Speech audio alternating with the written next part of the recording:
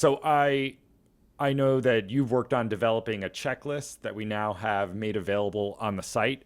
Can you talk a bit about what the checklist looks like and how organizations can adapt it to their needs? No one checklist works for everyone, even the format and style, but we want to go through the organization of it, and it's really a starting point. And Ben, I don't want to understate the point that no matter how many apps we use and different tools and calendars and such, oftentimes we find ourselves jotting down other little pieces of information to help keep us there and keep us on Yeah. target. And so with that said, just remember that the checklist that you design off of this template should be ultimately very easy to use and very recognizable, and the checklist is not a hurdle by itself. And generally, just to set it up, we're looking at the different areas, basically responsibilities, documents, practices that are relevant to most nonprofits. And then there would need to be adaptation to what the organization is dealing with day to day. But this is basically, as a nonprofit organization as a whole, and we'll talk about who are the best people within an organization to use it. But this is what's on your plate over, on a day-to-day basis, but year to year, in longer periods of times. Basically all the things that are being juggled. Is that fair to say? Correct. And keeping in mind that we're trying to balance this risk mitigation that we miss something, right, Ben? Versus how we can get on something. We're going to talk about this a little later on, sooner, faster, stronger, better, so that we don't end up coming up on an item on the checklist where we don't have time to pivot, move, consider alternatives and such. So now look at the 7 areas. I'm going to lay these out, Ben. In area number 1, and it has a lot of detail under it, is funding and revenue activities and agreements, i.e. the sources of inflow of funds, those resources that keep an organization going. At the very top we have grants, contributions, major gifts, even planned giving. But I really feel like from a continuity point of view that we didn't accidentally make funding and revenue activities and agreements, and contracts, the first category. Right. Mm-hmm. And then compare and contrast that, Ben, with the second category, which is administration. And, we can't forget about if we administer an organization really well, like the finance department, it sort of sits in the background and people take it for granted that it's running really smooth. But if we miss, for example, under administration, a maintenance contract renewal, or even landscaping, or looking at different types of equipment, software renewals. So administration, between the first 2 categories alone, catches a lot of where we've actually missed something in the past. And Ben, one that always comes back and haunts me is that on a nonprofit organization that had a very large headquarters building, we missed the elevator contract renewal. Right. And, nothing came to a halt, but it cost us like a penalty for renewing late.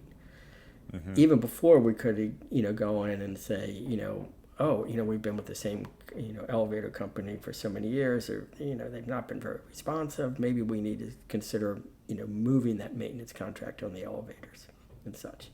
So we could have, on one end, thought about it earlier, gone out, and on the back end, because we were so late, one, we were stuck with renewing with the same company, and 2, we had to pay a late renewal fee. All because... Right. And there isn't anybody who wouldn't say, oh, we have annual elevator contracts, we should be renewing them. You know what I mean? It was more just we were so busy, it fell through the cracks. Yeah. And right next to administration, Ben, and there's so many details again, is human resources, HR area. Just think about all the things that happen in that area. And you'll see in the checklist there's more than a few areas, and we divide that up into subcategories. Right. And the one that always comes back to haunt me there is renewing employee benefits. There's so many moving pieces around those. What and how many benefits are we putting in? Do we want to continue? Do we want some to do more in some areas, less in others? And again, there's a cost benefit. Do we want to look at service providers? And you could go through on human resources. There's, the actual maintenance of, each employee's information and update. Sure, yeah. Not just on, what I call statutory things like name, address, and such, but we also have qualitative, performance reviews and things. And then we have sensitive areas like related to benefits and, contacts and medical information. And, all these things, again, getting on top of them early will always benefit the organization. And missing them, the disruption can be really painful. And Ben, I hope you don't get upset with me using this word. I've always found missing these items have been an embarrassment as well as a disruption. It's like, how do you explain to somebody you missed something that piece by itself is pretty obvious that we need to look at it? Right. It may be a very correctable thing, but if it's an executive director telling the board chair, it just doesn't reflect very well if you miss a basic filing, even if you get it corrected. Yeah. And Ben, after HR, right behind that is professional services that any organization has at different levels. For example, we all have contracts with outsourcing payroll services. And, it could be outsourced accounting services, it could be marketing services. There's so many different types, and even services we outsource to a bank. And all those things run, not that they're all on an annual basis, but they're all there. And again, there's this, we don't want to miss the renewal dates, but we also want to be able to do an evaluation and a quality sort of control type thing, especially in professional services. And categories 5 and 6, it's a little hard to separate pieces, but we have a category for financial reporting and a category 6 for financial policies and procedures, and they will overlap a little bit. But within those, we would have, filings, how our financial reports come out, when do we start the audit process. And even under category 6, financial policies and procedures, that part of our procedures is that we rotate auditors every 3 to 5 years or something. And saving for the last category, which I think is where it should be, but not unimportant, is these. Last but not least, well said, is governance. And sometimes that's very outward facing, right, Ben? You would agree that we missed a governance issue. That's more mundane, like term limits and rotation of terms. And then within the term limits of, you might serve on a board of directors for X number of years, but you might serve as an officer for a smaller period of time. And how that's setting up. And Ben, you and I have talked about this in Q&As and other articles, that rotation pattern always gets off because things we don't control. A board member got sick, resigned from the board. We had a disruption, for various reasons, as we've seen over the last few years. And that rotational pattern, gets off. And it's like, how do you fix it if you're not aware of it? And then looking at that early is how we try to fix it. Yeah, and that's an area where I've certainly heard from clients, we just realized term limits lapsed a year and a half ago for some people. I've heard that before. Now, Mike, stepping back a little bit, there are resources out there, that sort of touch on some of these things in different ways. We have on the site a compliance basics checklist that goes through, certain filing deadlines and things that organizations need to do to stay in legal compliance. And you submit their 990s on time and all of that. You've talked before, we've got stuff on the site about having a finance calendar, and something we've not explored on the site but is kind of related.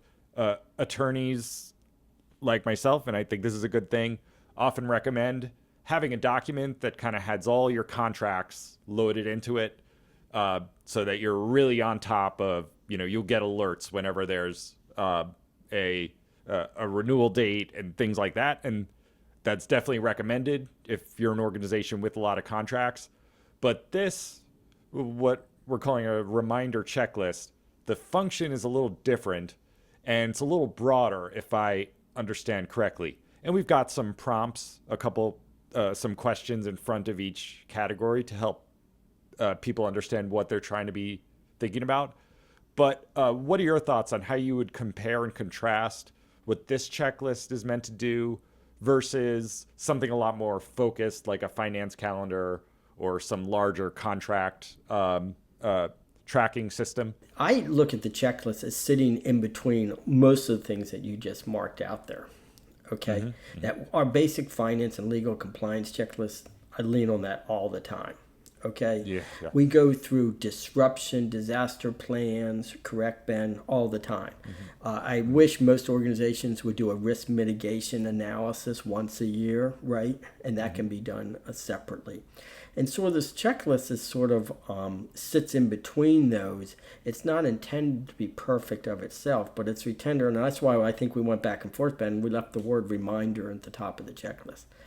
It's that reminder checklist.